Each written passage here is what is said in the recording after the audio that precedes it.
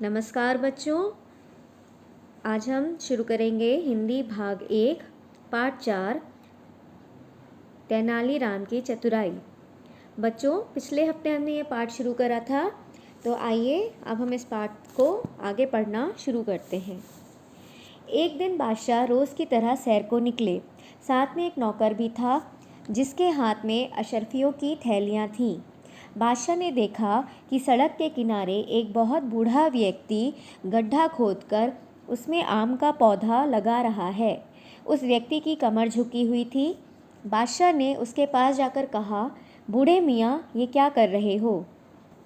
तो बच्चों, एक दिन जो बादशाह थे वो रोज़ाना की तरह बाहर घूमने निकले थे। उनके साथ उनका एक नौकर भी था और उस नौकर के हाथ में अशर्फियों की थैलियाँ थीं।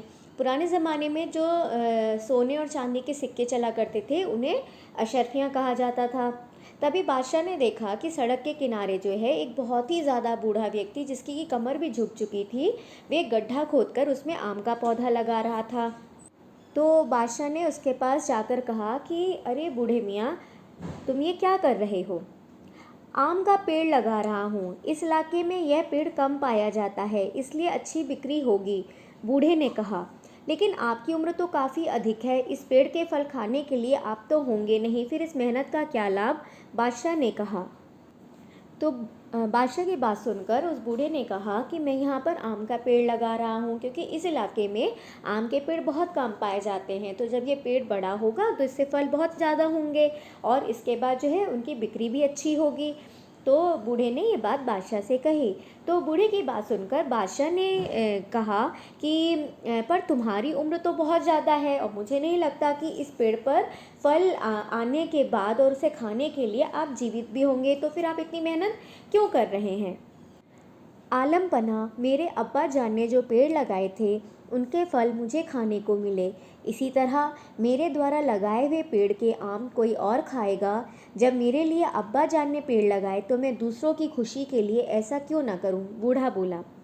बादशाह की बात सुनने के बाद बूढ़े ने कहा कि आलम पना, जब मेरे अब्बा जान कहते हैं पिताजी को, तो जब मेरे पिताजी ने पेड़ लगाए थे तो उसके फल मैंने खाए। इसी तरह अगर मैं पेड़ लगाता हूँ और इस पेड़ पे जो आम आएंगे उसे कोई और खाएगा।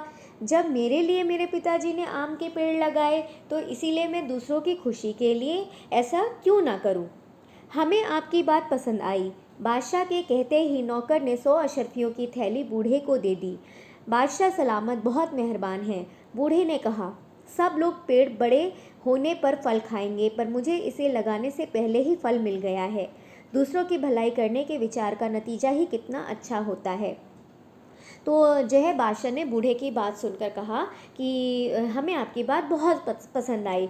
बादशाह के इतना कहते ही बादशाह का जो नौकर था उसने जो है 100 अशर्फियों की थैली जो है बूढ़े को दे दी। तो बूढ़े ने जो है बहुत खुश होते हुए कहा, बादशाह सलामत रहें और सब लोग जो है इस पेड़ के बड़े होने के बाद फल खाएंगे, लेकिन मुझे इस पेड़ के लगते ही बिना फल आए ही फल खाने को मिल गए, तो इससे अच्छा और क्या होगा? जब मुझे सिर्फ दूसरों की भलाई सोचकर ही इतना अच्छा नतीजा मिल रहा है तो इससे अच्छा फल तो और कुछ हो ही नहीं सकता। बहुत खूब, बादशाह के इशारा करते ही नौकर ने एक और थैली उसे भेंट कर दी। बूढ़ा फिर बोला, बादशाह सलामत की मुझ पर बड़ी मेहरबानी है।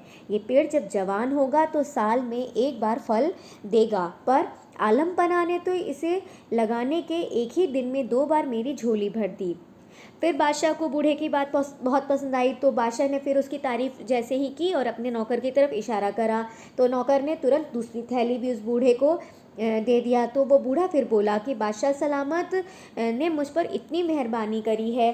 लोग तो जब ये पेड़ जवान होगा तब साल में एक बार फल देगा, तब लोग एक बार फल खाएंगे, लेकिन जैसे ही मैंने ये पेड़ लगाया, अभी से एक दिन भी नहीं हुआ था कि बादशाह ने जो है मेरी झोली में 2 बार जो है अशर्फियाँ भर दी।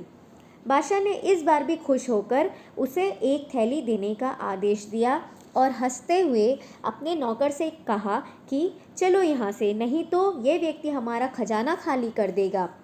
एक पल इंतज़ार कीजिए आलम पना, कहते हुए बूढ़ा अपनी वेशभूषा बदलकर अपने असली रूप में आ गया। तो बूढ़े की बात सुनकर बादशाह फिर से खुश हो गए और उन्होंने अपने नौकर को फिर कहा कि इसे एक थैली और दे दो, और हंसते हुए अपने नौकर से कहा कि अब जल्दी से यहाँ से चलो, नहीं तो ये बूढ़ा जो है हमें बार बार खुश करता रहेगा और हम इसे इनाम देते रहेंगे और इस तरह से हमारा खजाना खाली हो जाएगा। तभी जो है बूढ़े ने बादशाह से कहा कि आलम पन्हा, आप थोड़ा रुकिए, थोड़ा ठहरिए। और इतना कहते ही बूढ़े ने अपनी वेशभूषा बदली और अपने असली रूप में आ गया। तेनालीराम को अपने सामने देखकर बादशाह बहुत हैरान हुआ। तेनालीराम ने फिर कहा, बादशाह सलामत बहुत मेहरबान है। तेनालीराम ने कुछ ही देर में आलम पन्हा से 3 बार इनाम पा लिया है। बादशाह ने कहा, तेनालीराम, तुम्हें इनाम देकर मुझे ज़रा भी अफसोस नहीं है। तुमने इसे हासिल करने के लिए बहुत समझदारी से काम किया है। तेनालीराम वापस विजयनगर आ गया। राजा ने सारी कहानी सुनकर उसे 1000 स्वर्ण मुद्राएं उपहार स्वरूप दी। तो बच्चों, वह बूढ़ा कोई और नहीं था, वह तेनालीराम थे। तेनालीराम ने जो है बूढ़े की वेशभूषा बदलकर बादशाह से जो है 3 बार इनाम हासिल कर लिया था। तो जब तेनालीराम ने अपनी वेशभूषा बदली तो बादशाह भी उसे देखकर बहुत हैरान हो गए। तो तेनालीराम ने जो है बादशाह से कहा कि आलम पन्हा, आपने मुझे 3 बार इनाम दे दिया है। तो बादशाह ने कहा कि तेनालीराम, तुम्हें इनाम देकर मुझे बिल्कुल भी अफसोस नहीं हो रहा है, क्योंकि तुमने ये इनाम अपनी बहुत ज़्यादा समझदारी से हासिल किया है।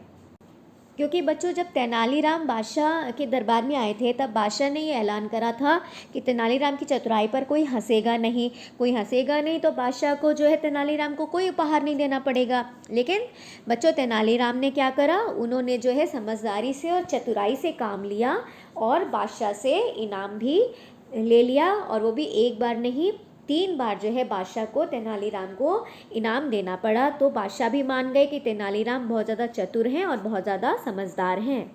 और इसके बाद क्या हुआ, तेनालीराम जो है अपने राज्य विजयनगर में वापस आ गए और उन्होंने विजयनगर के राजा को सारी वहाँ की कहानी सुनाई। और जो विजयनगर के राजा थे उन्होंने भी जो है तेनालीराम को 100 सोने की मुद्राएं जो है उपहार में दी।